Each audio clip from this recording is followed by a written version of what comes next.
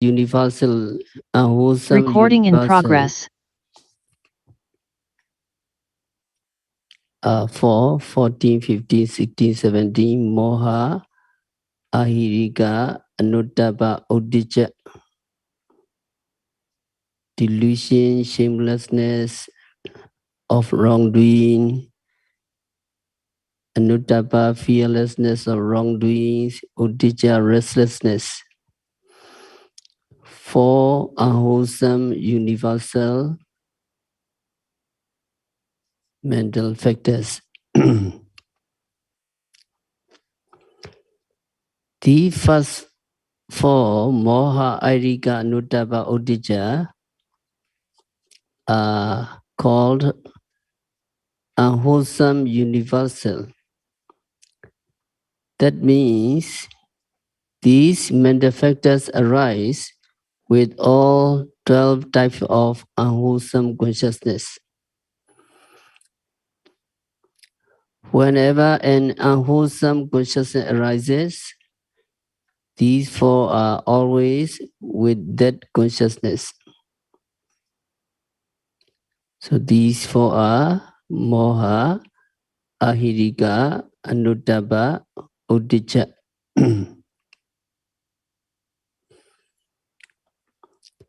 And another group is unwholesome occasional 10. That is 18, 19, 20. Lova, Deity, Mana. That is the group of 3. That is Greek Triad. Lova is the head, and Lova, Deity, Mana. These 3 are Lova group. And Dosa group. Dosa group, hatred, coated.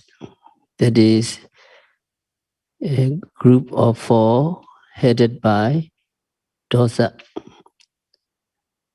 Dosa group are Dosa, Asa, Vichariya, Goguja.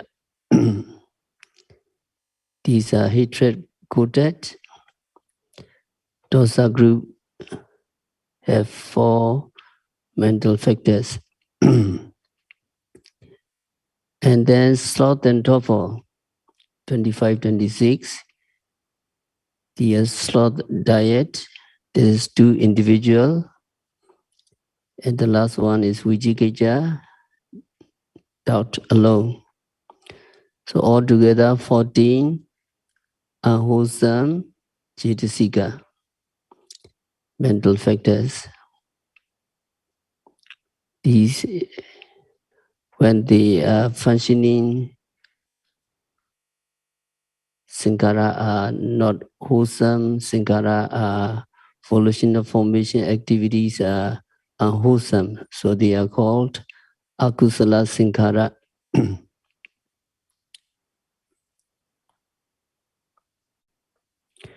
So moha is delusion.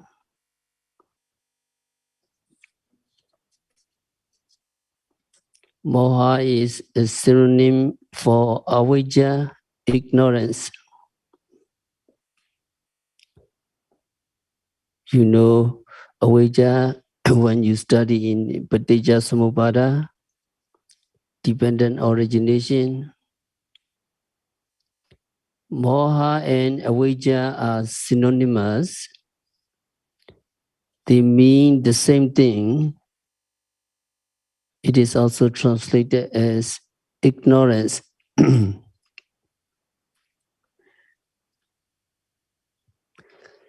characteristics of moha is mental blindness or unknowing. It is blindness, that means not knowing or not understanding the true nature of Namarupa. It may understand wrongly, but it will not understand correctly.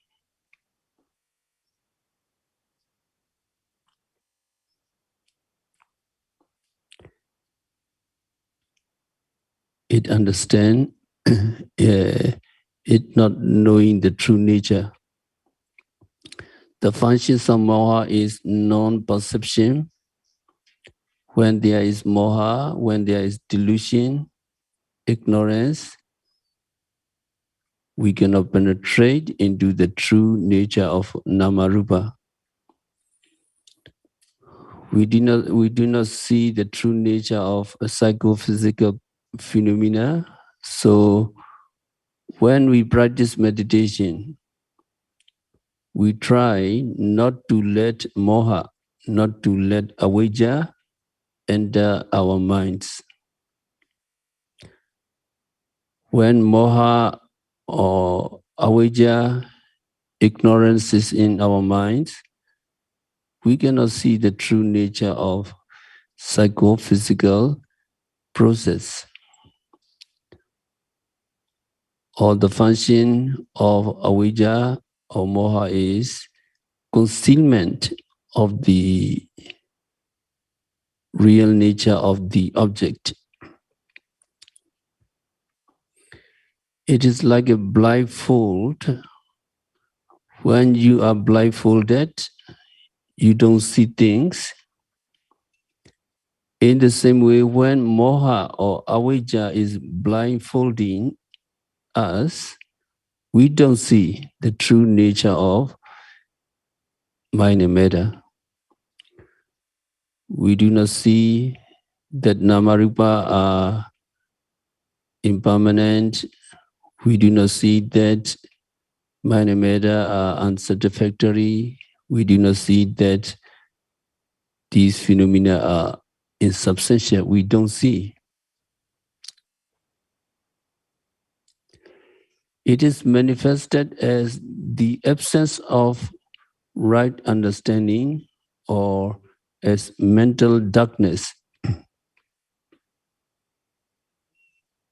It is darkness. If there is no light in this room, we cannot see things. That is moha, that is avijja, hiding the true nature of things. The opposite of moha is amoha. Amoha pinya. Amoha is compared to light. When you turn on the light, you see things clearly. So the proximate cause of moha is unwise attention.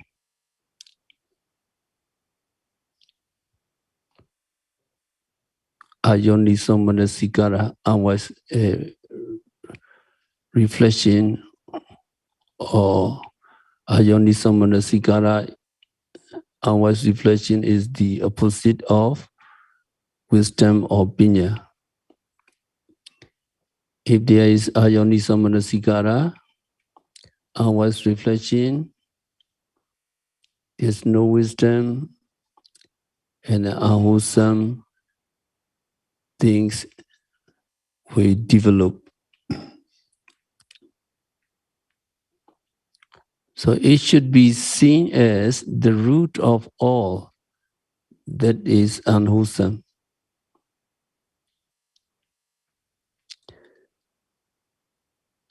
As you know, moha accompanies all 12 types of akusala consciousness, unwholesome consciousness. It is the root of all that is unwholesome. Moha, avijja, sometimes ajnana. Ajnana means not knowing. So moha, avijja, ajnana are synonymous.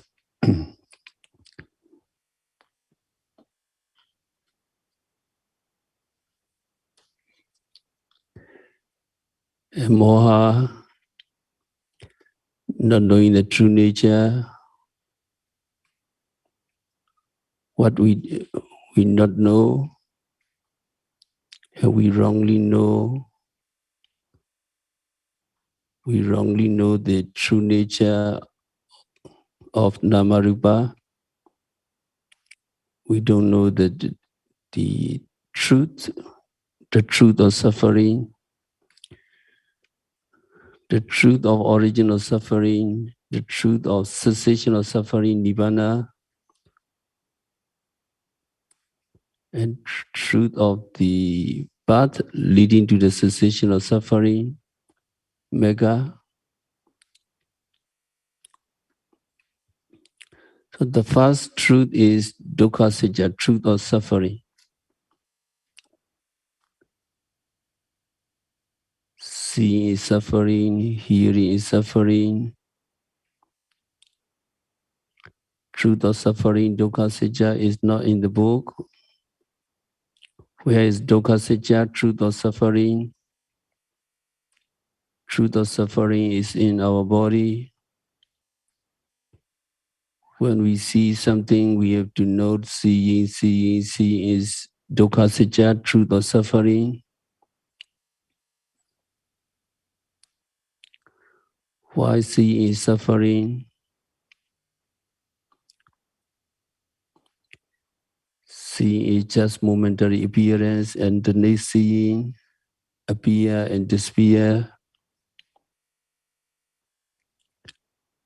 Because of the impermanent nature of seeing is suffering. Hearing is also suffering.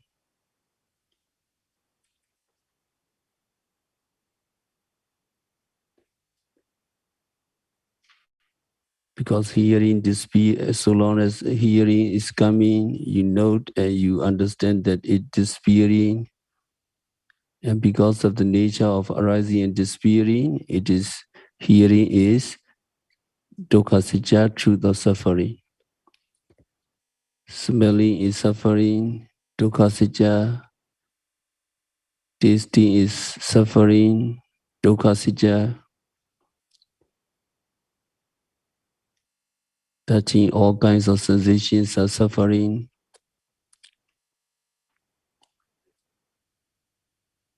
And also all thinkings are suffering. Stretching, bending, moving, all the movements are suffering. All the verbal behavior are suffering. Why these phenomena are suffering?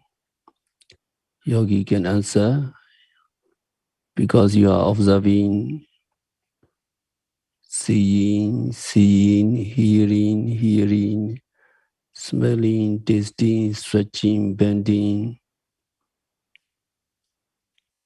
talking, eating. So all you are observing continuously for many days, many months, you are observing. Do you clearly see these are dukkha sajja, truth of suffering? So these are truth of suffering because they are continuously arising and disappearing. The more you observe, the more it disappears. Because of the nature of impermanence, it is not pleasurable, it is not reliable. We want to depend on each other. We want to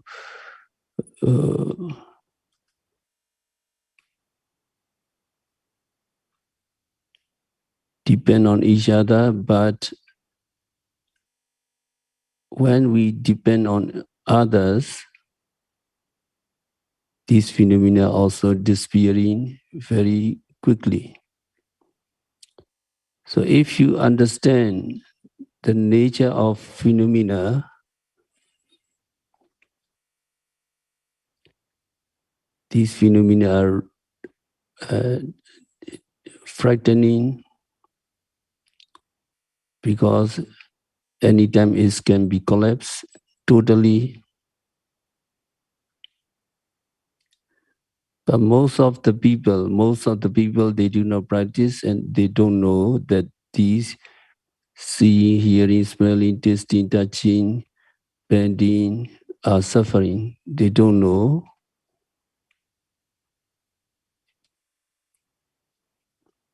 But instead they think these processes are pleasurable and pleasant.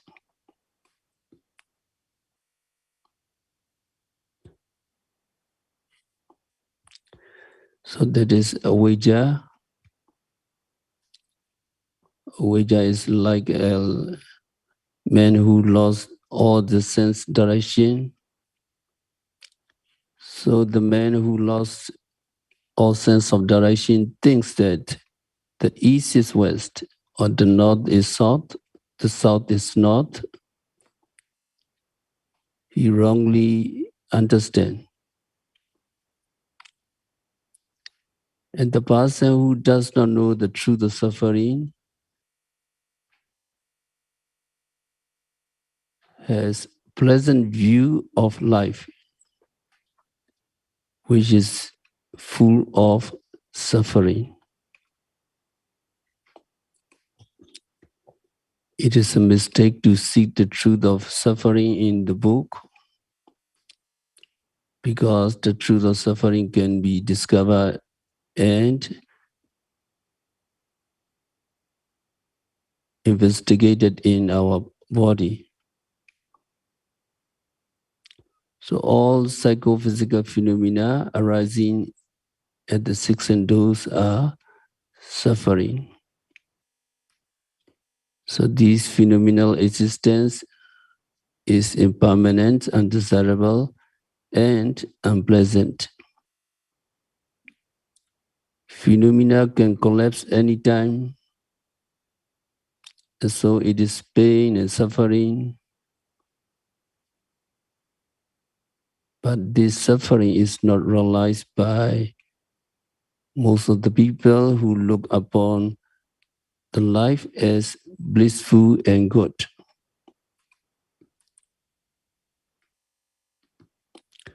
So they seek pleasant sense object, good sight, good sound, good food, etc. Their effort to obtain what they believe to be pleasurable things of life is due to their avijja or moha about their life. Moha or avijja is here like the green glass that makes a horse eat the dry grass, which it mistake for green grass.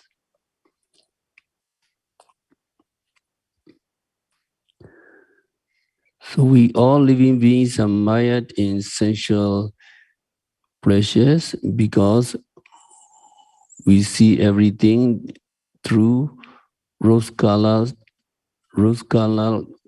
glasses. So beings keep hold avijja or moha about the nature of life.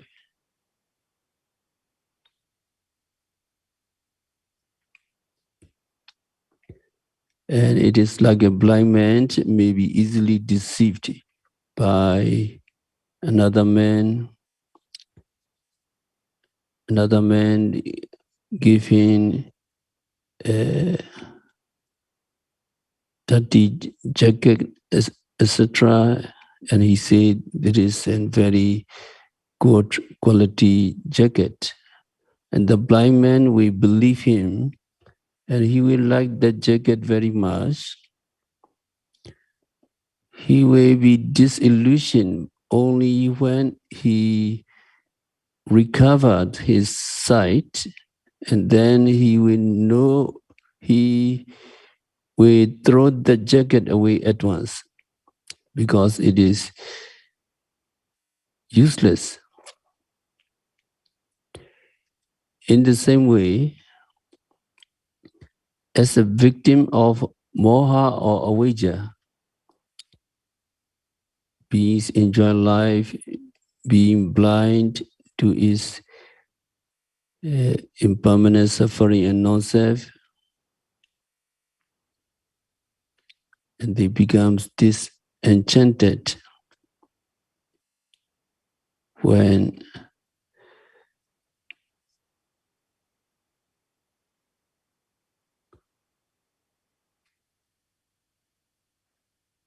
they understand the true nature of Namarupa.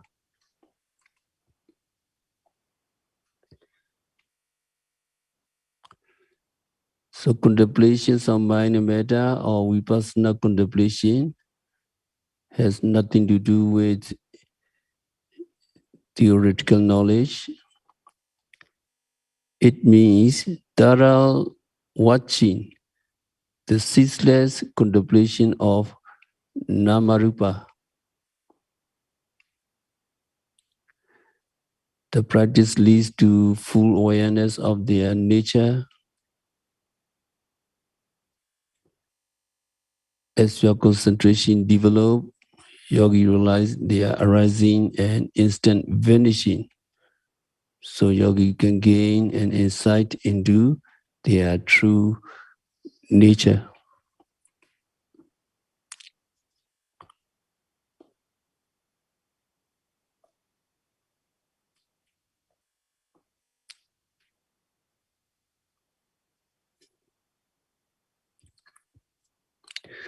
So moha or avijja cover the true nature. One is avijja cover because people are not mindful. If we are not mindful, avijja encourage us. This is man, this is beings, this is woman, this is hand, this is leg, this is face. So these are wrongly knowing. When ordinary person, not mindful to every seeing, hearing, etc., avijja know wrongly everything. Seeing is just namarupa. The true nature of namarupa, he do not know clearly. The seeing, appearing and disappearing, he don't know. The seeing is ugly, he don't know. The seeing is not man, not woman, not living entity, he don't know, because avijja or moha covers. So if the person do not practice meditation, if the person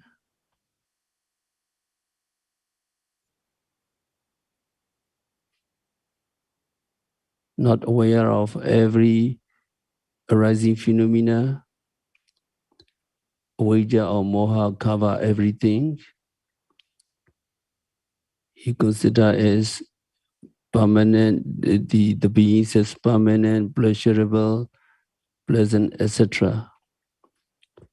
So in his life, he don't know the true nature of Namarupa.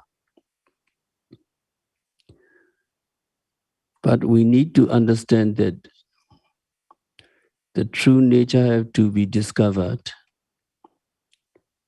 And to understand the true nature of Namarupa, it is important to note presently arising phenomena. But in the beginning, it is not clear because mindfulness and concentration and understanding not very strong. If the mindfulness, concentration, and wisdom not strong, avijja or moha very fast take over.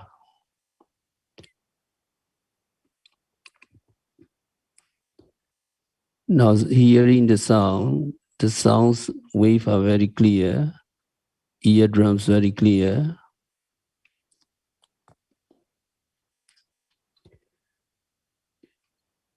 We have to note hearing, but noting is delay. When noting delay, avijja take over. Avijja take over, and avijja, because of this avijja or moha, he think, I hear, so and so I hear. Unmindful person cannot capture the eardrums, sound wave, hearing consciousness, momentary appearance of hearing. He do not capture everything. But when yogi practice meditation by noting, seeing, hearing continuously and precisely, all namarupa becomes distance. When sati, samadhi, and wisdom mature and faster. Now yogis noting, rising, falling, sitting, rising, falling, sitting, and itchiness arises. Notice itchiness, quickly note it. This itchiness sensation, itchy sensation, not clear. Is itchiness come from leg, head, or any parts of the body? No leg, no hand, no head, no body, only just itchy sensation coming continuously. That itchy sensation coming continuously, and also when there is hotness or coolness, the sensation coming continuously, and it does not clear that itchy or pain or coolness or hot come from my leg, come from my head, come from my any parts of the body, is not appear. Only just the sensation coming continuously, arising and disappearing, the kinds of nature clear. That is because of the noting getting strengthened. At that moment, avijja cannot cover the true nature. A yogi can realize the true nature of Vedana, feeling. So when vipassana knowledge mature,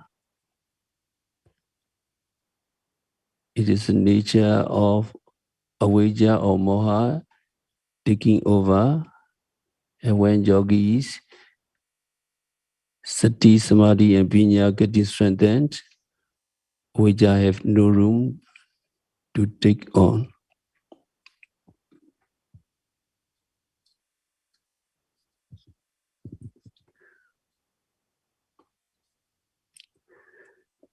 Another mental state is ahirika and anuttapa. Ahirika is shamelessness, anuttapa is fearlessness, shamelessness of wrongdoing, fearlessness of wrongdoings. The characteristics of ahirika, shamelessness, is the absence of disgust at bodily and verbal misconduct.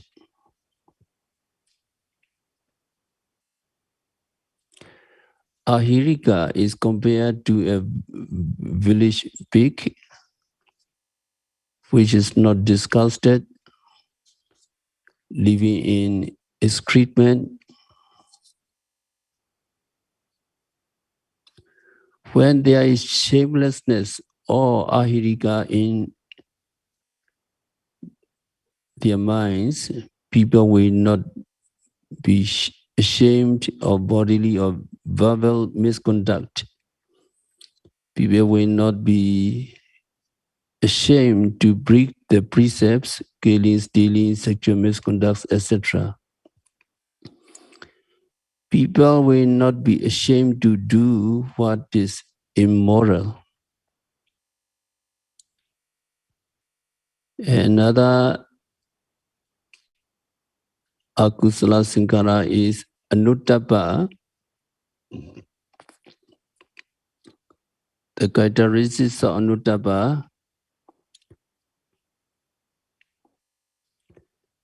fearlessness of wrongdoing is absence of dread on account of such misconduct. Fearlessness means not being afraid of the consequences. I'm not afraid of the consequences when I do something wrong. That is because there is the mental factors of fearlessness in his mind. This fearlessness is compared to a moth which is not afraid of the flame.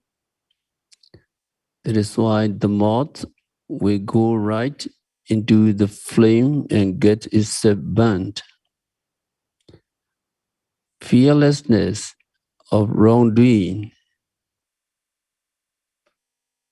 uttapa, is compared to a moth. Shamelessness of wrongdoing, hiri, is compared to a village pig. Both hiri and uttapa have the function of doing evil things. They manifest as not shrinking away from evil. When there are ahirika and anuttapa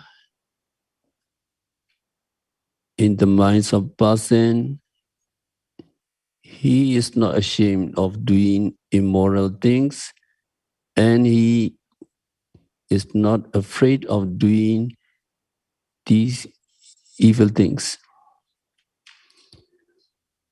He don't care about their consequences. And the proximate cause is the lack of respect for self, that is for shamelessness, and lack of respect for other people, respectively. If you have self-respect, you will not do what is immoral. If you are not afraid of being criticized by other people,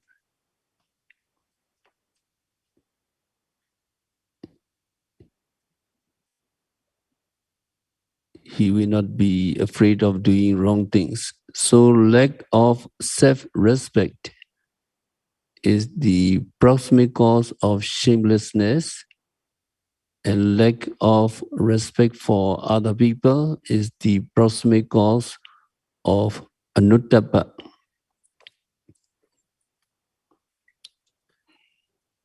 And they are counterparts of these two, hiri and uttapa. You will see in the beautiful mental factors, beautiful saṅkhāra or kusala saṅkhāra. So another akusala saṅkhāra is uddhacca, restlessness. Here, restlessness means restlessness of mind. When the mind is restless, the body may be restless too. Restlessness here means mental restlessness, not physical restlessness. Restlessness or agitation has the characteristics of disquietude. It is not quiet. It is like water whipped up by the wind. When there is wind, the water is not still, it is ripple, it is like wave. The functions of udija is to make the mind unsteady as wind makes a banner ripple. You have seen a flag in the wind and how it flutters. When there's windy, the flag fluttering, so it is manifested as turmoil. Udija is compared to ashes which rise up when a rock is thrown into them.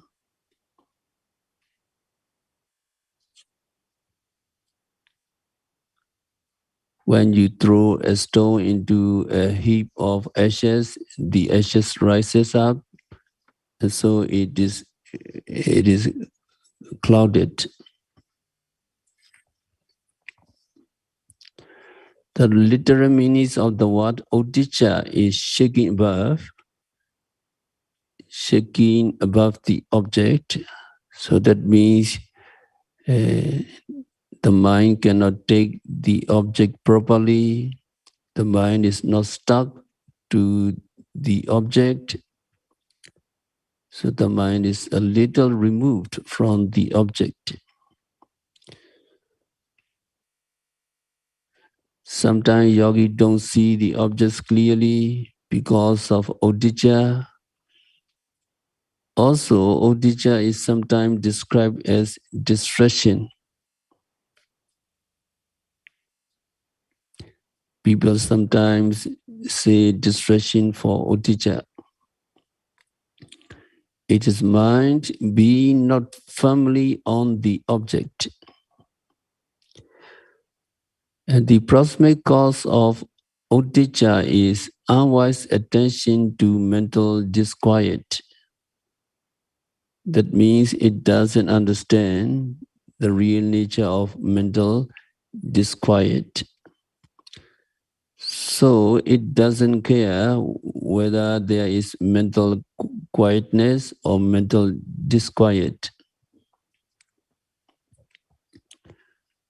So these four are grouped at one group, Moha, Airika, Nutaba, Udija, because they are present when all types of unwholesome mental consciousness. Whenever an unwholesome consciousness arises, these four arises.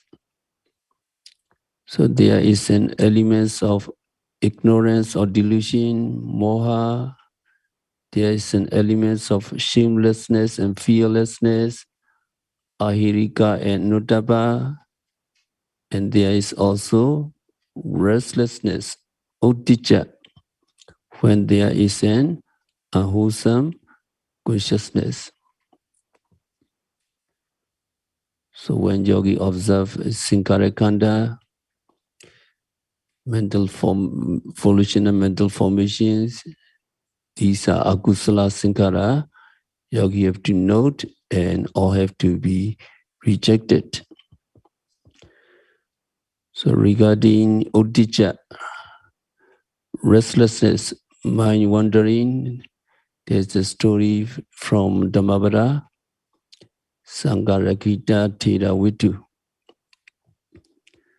At one time, Buddha was residing at the Jetavana monastery in Savatthi, and Buddha uttered the verse, Duringamam, Ekachara, Asariranguhasya, etc., with reference to the nephew of Tera Saṅkhārakkhandha elders. So at one time, there lived in Savatthi a senior bhikkhu by the name of Saṅkhārakkhandha. He had a very good paramis. After becoming a monk, he practiced and he became Arahant. So Saṅkhārakkhandha Thera was an Arahant, and his sister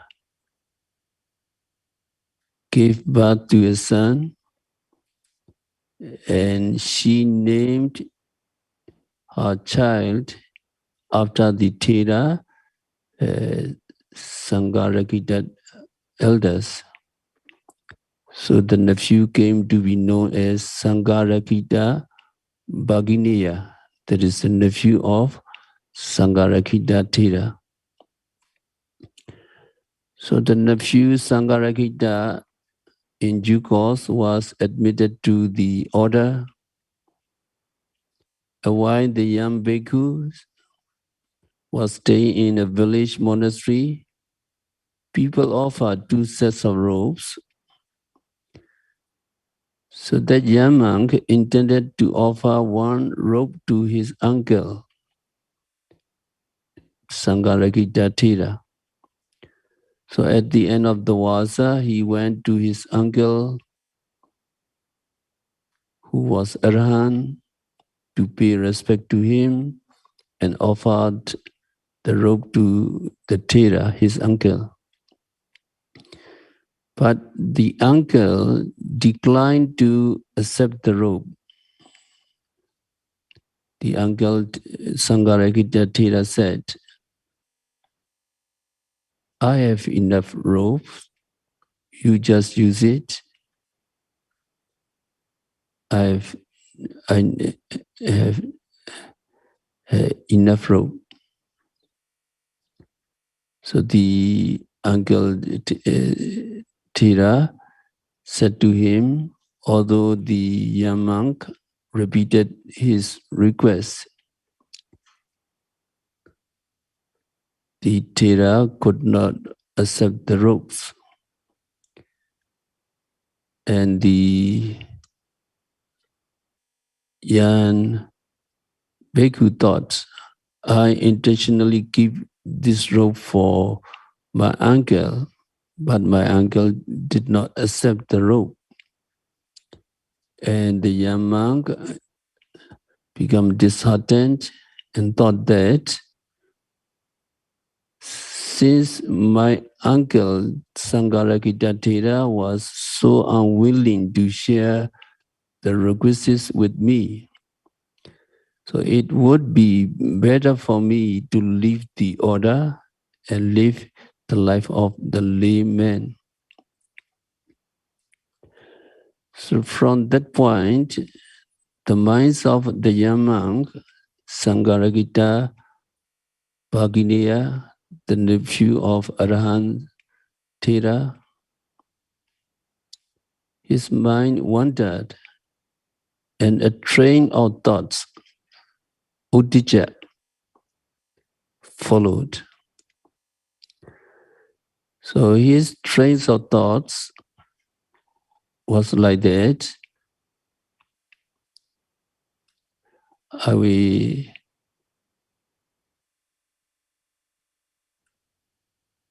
leave the order, and I will sell the rope, and then I buy a she-goat, and that she-goat would breed quickly, and very soon I will make a lot of money to enable me to marry to marry one girl. And my wife would give birth to a son, and I will take my wife and child in a small cart to visit to my uncle, to pay respect to my uncle at his monastery. On the way, I would say that I will carry the child. My wife would tell me to drive the cart and not to bother about the child. And I would insist and grab the child from her, and between us, the child would drop on the cart,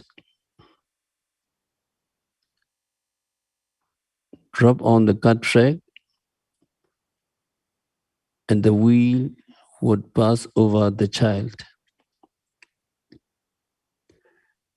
So at that moment, I would get so furious with my wife that I would strike her with the golden stick. So that trains of thoughts, Odisha, appeared to the young monk.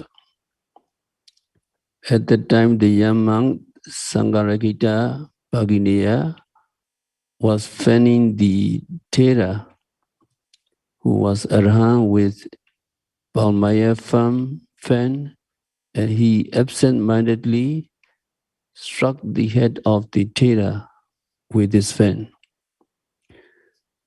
So the Thera Arhan knew the thoughts of the young monk and say, "You are unable to beat your wife. Why have you beaten an old monk?"